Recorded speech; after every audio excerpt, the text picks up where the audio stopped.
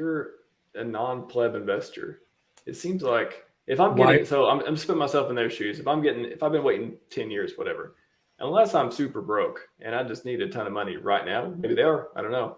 But for me, it's like I look at chart, I see chart down real bad.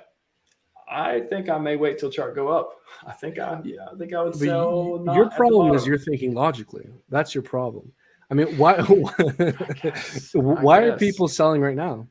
Why are people selling their hex right now? We dipped 90%, and there's people selling.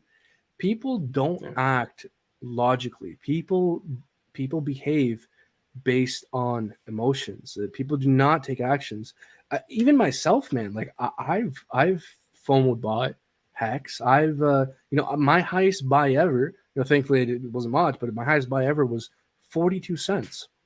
I'd straight up and I FOMO bought hex. I thankfully it wasn't much. In retrospect, my average is well below that. Well, if But you my bought a point hundred is, bucks at 42 cents and you bought 10,000 bucks at 3 cents, and you're fine. You're fine. exactly, yeah.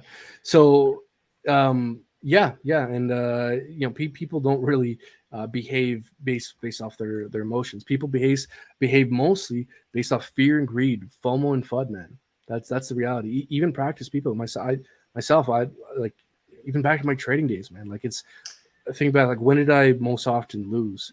When I was following my emotions, chasing FOMO, getting into positions that didn't have the best risk to reward ratio because of FOMO. Like it was all emotions based, and that's another thing too that like I take from my trading days was how even studied people act based off their emotions and not based off a strategy. Like it's crazy, man. Yeah, I was going to say, it's really something. Yeah. make the contrarian case. Make the contrarian case that they, let's say when they get it back, the lawyers are like, oh, let us hang on to it. We'll give you 15% more if you just let us take interest of it, take control over it, and they don't sell because they're not broke. And then they wait, it just doesn't come out. Whatever reason, there's some deal where they just lock it all up and it just doesn't happen. Is there a contrarian case to make that happen since everyone thinks it's just going to dump and just murder the market? Yeah, may very well be the case. In fact, like the smart thing to do would have some kind of a release schedule where it's like not all at once, but it's like hey, every 3 months, every little bit gets unlocked. But that's ultimately a question up to the trustee and the lawyers involved. And I'm not sure if we know the details on that. It's frankly kind of the unknown nature as to whether or not they're kind of being reasonable Yeah. about this. That's causing But all this wouldn't fun. that just drag out the bear market though? I mean, wouldn't we want it all to just be in one big, like, all right, 6 month period? We're just every day they're just selling a little bit for 6 months. Like, which one would be better for the market Oh, overall? would be better for the market would be to sell all at once. Well, there's a case for that, but then again, you got to think with the trustee and the lawyers involved, like who's influencing them? Probably regulators.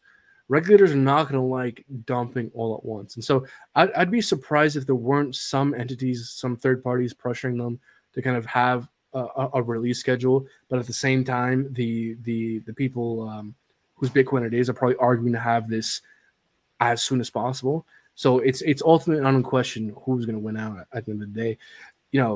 How it affects the market. It's an open question. I think it's a catalyst that could drive Bitcoin to putting in a lower low. At the very least, the psychological anticipation of it could be a negative driving factor. Whether it even happens or not, just the anticipation of that alone. That paired with the fact that's probably going to be around the next the Ethereum merge, where again, I heard Richard say this. I haven't double checked this myself, but it makes sense that around 10% of ETH supply will be unlocked because there was a bunch of ETH locked up with the to proof of work stake for staking for proof of stake. That's all going to be unlocked. So that paired with at the very least the potential of Mount Gox releasing. I mean, there's a lot of FUD all at once here when we're hovering around, our lows. It could be the thing, regardless of whether it happens or not, to push us over the edge. Yeah, it's going to be, man, the next couple months are going to be interesting. I think let's get September out of the way, October out of the way. Maybe November we see the light at the end of the tunnel. December we're like, oh, Fed stops raising rates, and then January, February, like, oh my gosh, this is nice. Everything's dead. Everything's dead, but it's coming back to life.